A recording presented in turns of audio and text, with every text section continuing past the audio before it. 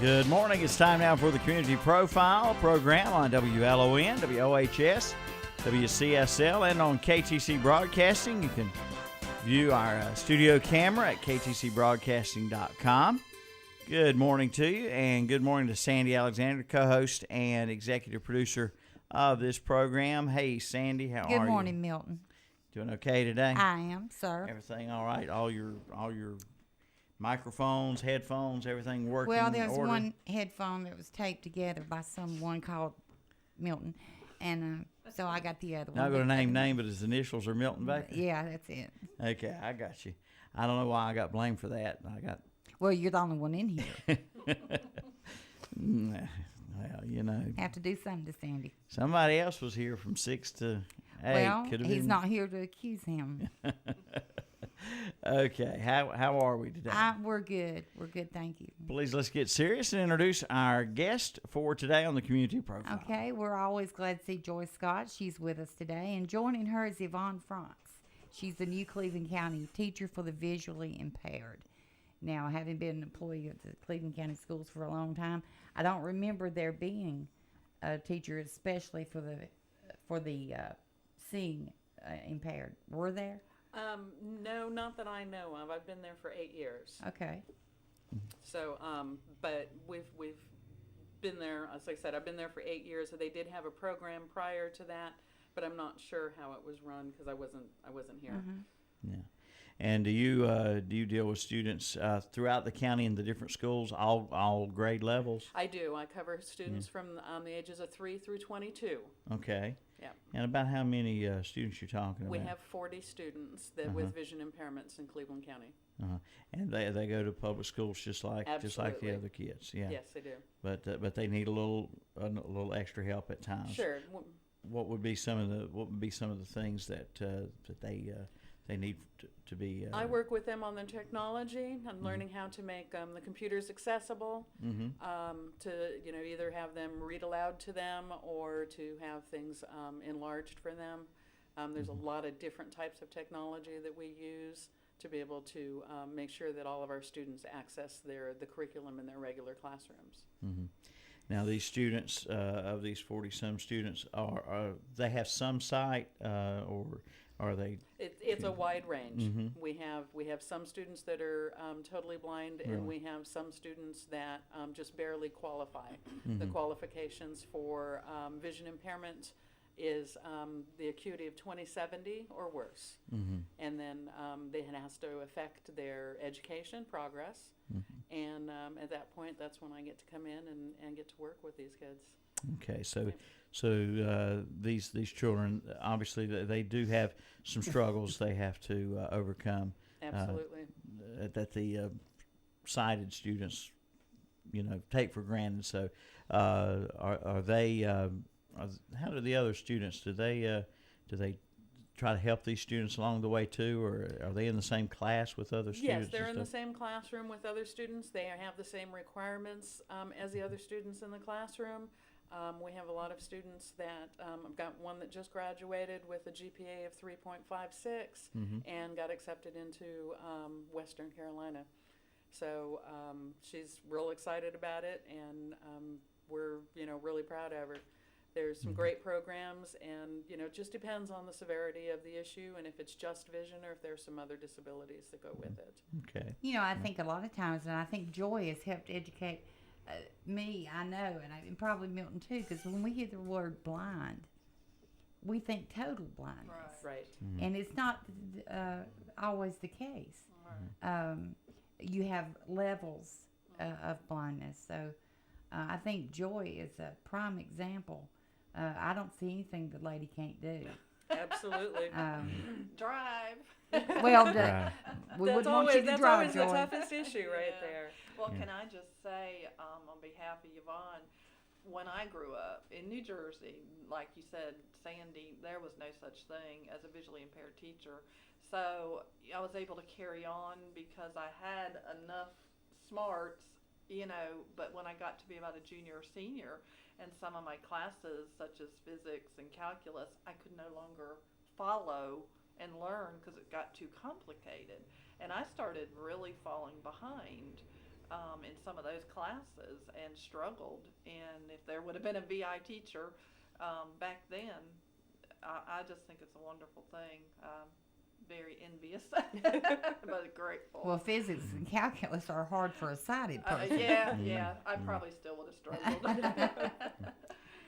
Now, I understand there's a BAIL program. It's called BAIL, and that stands for? It stands for the Braille Enrichment for Literacy and Learning, and it's a curriculum that the National Federation of the Blind put out since 2008. This is our 4th year of having it in North Carolina. This is our 2nd year of having it in Lincoln County. I was lucky enough to be approached by the NFB North Carolina's president and asked if I would be interested in starting the program in Raleigh 4 years ago. And it's been a fantastic program. They're still running their program, and last year I thought I'd try a 1-week program to see if there was any interest in Lincoln County, and there was, and the community support was fantastic. We had 11 kids last year, and for 1 week.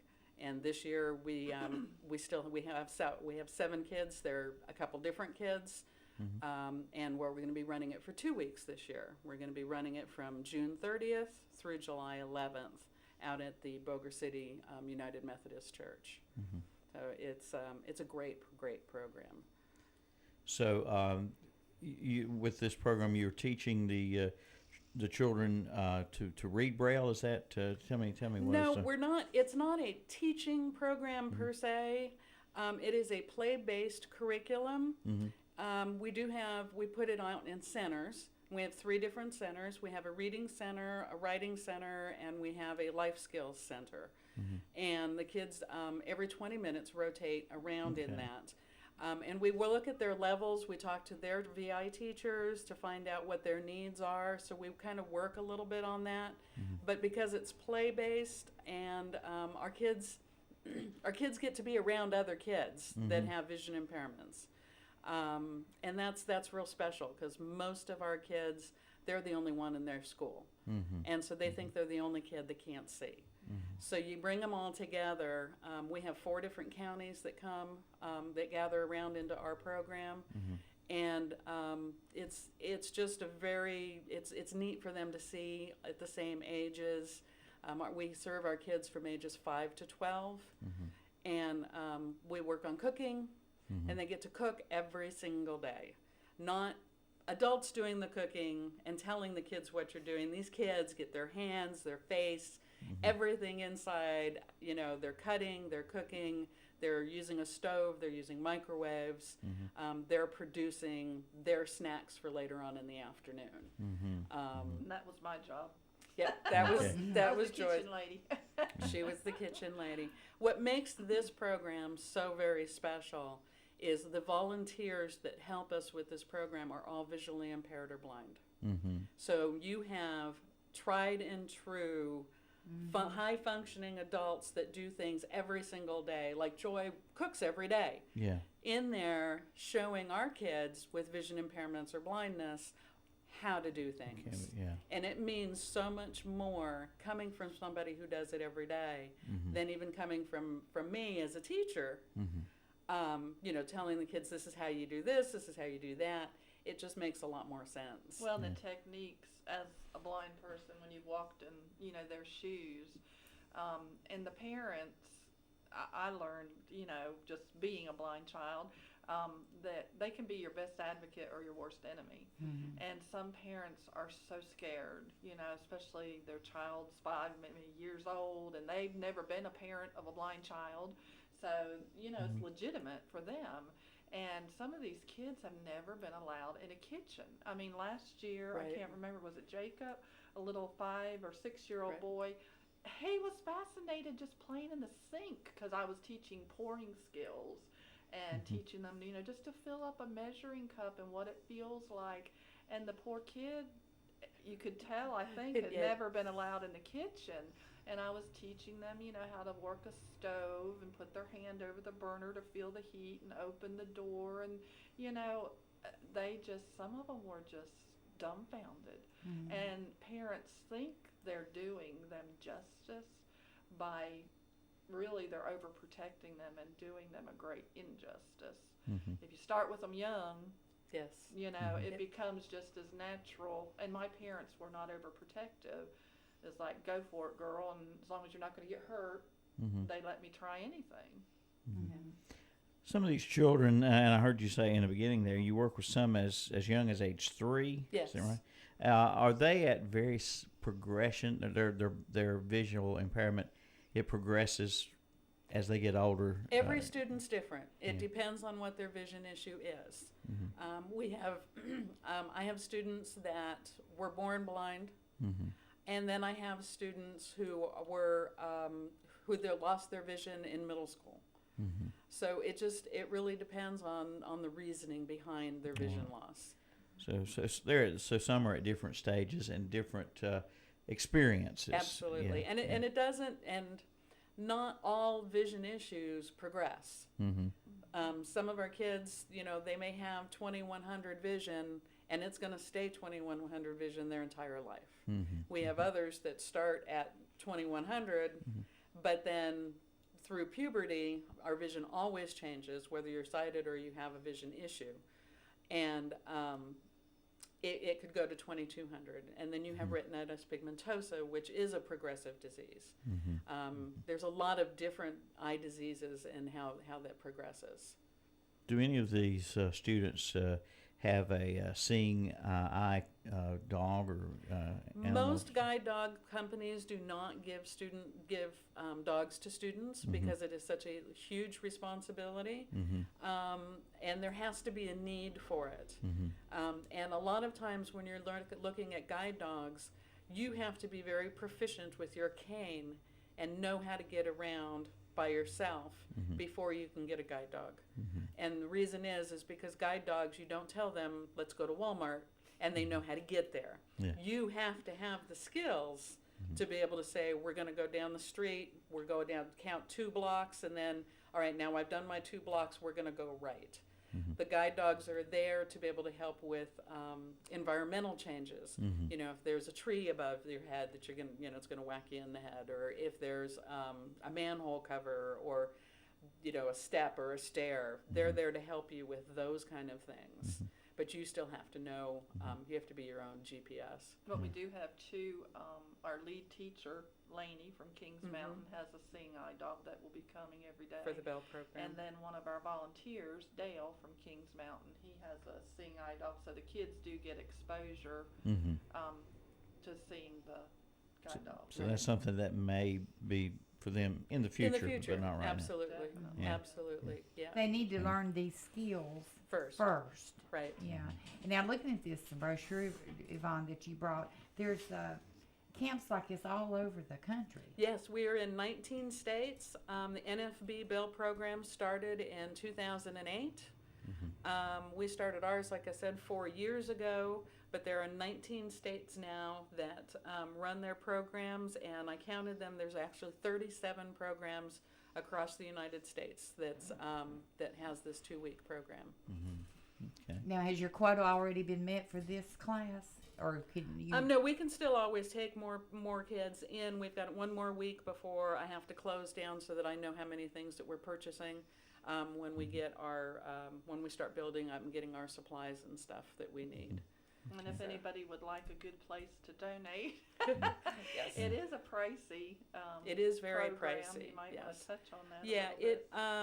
on average for the 2 weeks, it costs between $5,000 to $6,000 to run the program, and it's all off of donations. We do all donations from different variety of things. The NFB came up with the curriculum, but that doesn't mean they pay for the program. Our biggest funds come from the Friends of the Library for the Blind and the Physically Handicapped out of Raleigh, as well as the different NFB chapters. That Joy's part of the Lincoln County chapter. I'm also part of the Lincoln County NFB chapter. And the Lions Club, Lincolnton Lions Club, has been huge in helping us get some donations and helping getting the community involved. Yeah. I know in building codes nowadays we have building codes that you have to have certain things for handicapped individuals. Are there any